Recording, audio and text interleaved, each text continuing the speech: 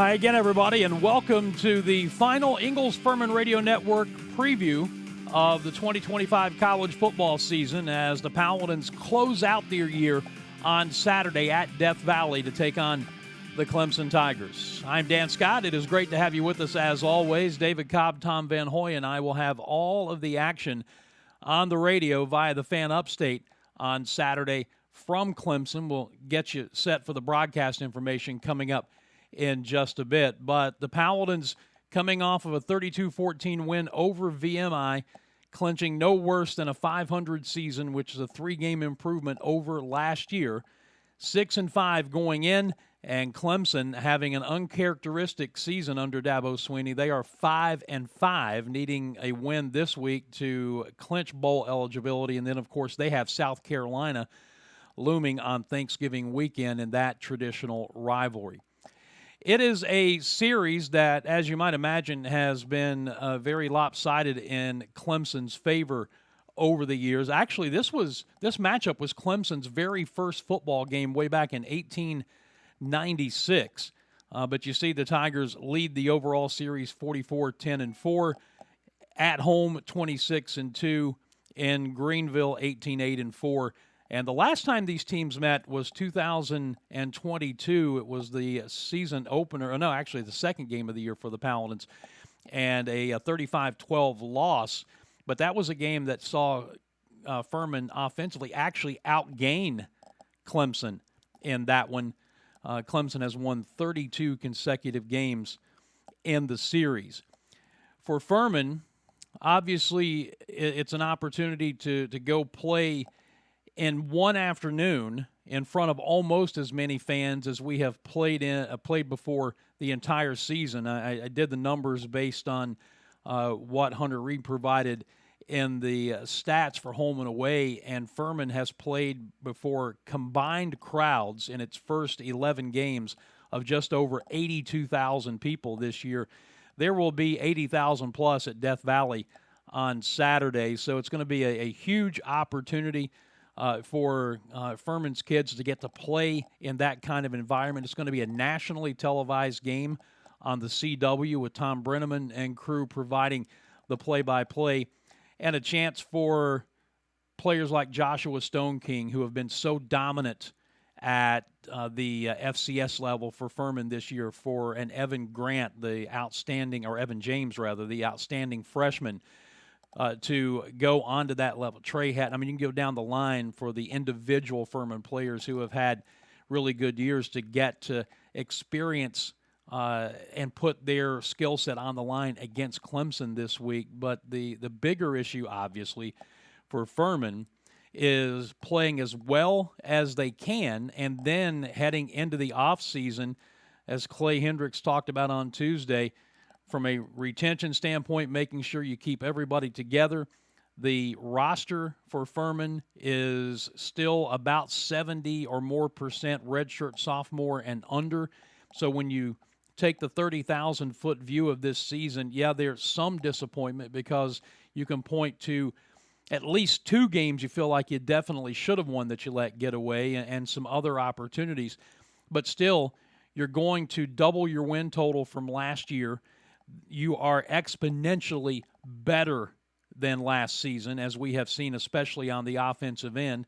And now you'll get to work with recruiting and everything else that goes along with that to try and put the right pieces in the right place to further improve in the offseason, get some of these players, young players, to make a jump like we have seen with a Joshua Stone King, for instance, and go into next year as a legitimate contender, hopefully, for a Southern Conference championship. From a Clemson standpoint, they're just trying to get to a bowl game, recoup after a disappointing season. They came into the year ranked, I think it was 4th in the country, and it's been a very uncharacteristic year for Dabo Swinney. If they do get to a bowl, it'll be their 21st consecutive season getting to a bowl game, so they've got that out there to play for. And as I said, South Carolina looming next week. Will they be looking past Furman this week? I highly doubt it with the season that they have had. When we look at some of the numbers from a team standpoint, Furman averaging 358 yards per game offensively, and Clemson 399. The Paladins are giving up over 400 yards from a defensive standpoint. Clemson 354.7. Both of the teams are in the negative in the turnover ratio. Furman at a -6 and Clemson at -3. And both have been pretty good in the red zone this year. Clemson's capitalized on more touchdown opportunities, 82% to Furman's, or 82% overall, 61% touchdown conversion in the red zone. Furman at 76 and 59, respectively. We mentioned the Paladins looking for their first win over an FBS opponent since the 2015 season. You remember that, going to Central Florida, beating UCF on that John Croft Hollingsworth field goal. At that time, it was a school record 55-yarder about midway through the fourth quarter, and held on for the 16-15 victory. The next season, 2016, opened at number 12 Michigan State, and if you remember that game, it was 21-13, and Furman got a turnover and had possession on the first play of the fourth quarter, down by one score, and then turned it over on the next possession. Had a couple of other close calls, the Georgia State game, 48-42 loss in 2019, and then who will forget the onside kick debacle at Virginia Tech, also in 2019, the 24-17 loss. And then, as we mentioned, the last time we played at Clemson, it was 35-12 in 2022, a game that Furman outgained the Tigers offensively, but obviously could not get the victory. Looking at the Southern Conference standings as we continue, the Mercer Bears, of course, finished the conference a perfect 8-0. They're 9-1 on the season, and they have clinched the automatic bid to the FCS playoffs, and now hoping that they can play well enough in these final 2 weeks where perhaps they can sneak into a national seed. And it's looking more and more like it's going to be a one-bid season for the SoCon, because Western Carolina lost to ETSU last week, and that, while it's just their second conference loss, it drops their overall record to 6-5. Now, those first three losses were without their starting quarterback. I'm not sure the committee's going to take that into consideration or not. So I'm guessing it's going to be a one-bid league, one-bid year for the Southern Conference. ETSU, Chattanooga, Wofford at 4-3. There you see Furman has completed its conference schedule at 4-4. The Citadel 3-4. Samford and VMI bringing up the rear at 1-7 and 0-7 respectively. And then when we look at the schedule for this week, Samford, it's been a tough season for them. Fired Chris Hatcher a couple of weeks ago. They've got to go into number 3 Texas A&M at noon, and of course the Aggies coming off of that comeback win, trailing South Carolina 30-3 at the half, and coming back and winning 31-30. Western Carolina at VMI at noon. The Citadel at 1 o'clock will visit ETSU. Wofford hosts Chattanooga at 1:30. Mercer on the road at Auburn at 2 o'clock. And then, of course, Furman and Clemson coming up at 4:30 p.m.